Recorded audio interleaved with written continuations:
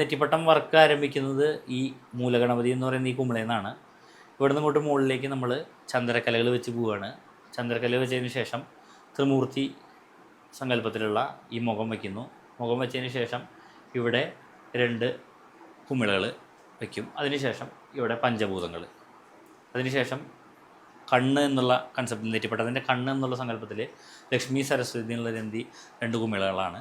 അതിനുശേഷം ഈ ചന്ദ്രക്കലയുടെ ഇരുവശത്തുമായിട്ട് 5 കുമിളകൾ വയ്ക്കും. അത് ഒറിജിനൽ നെറ്റിപ്പട്ടമാകുമ്പോൾ 9 എണ്ണം വരും ഇവിടെ, ഇതിന് വരും ഇവിടെ 5 എണ്ണമാണ് വരിക. അതിനുശേഷം നമ്മൾ നെറ്റിപ്പട്ടം ഫുള്ള് നക്ഷത്ര സങ്കല്പമായി ചെറിയ മുത്തുകൾ വെച്ച് ഫില്ല് ചെയ്യുന്നു.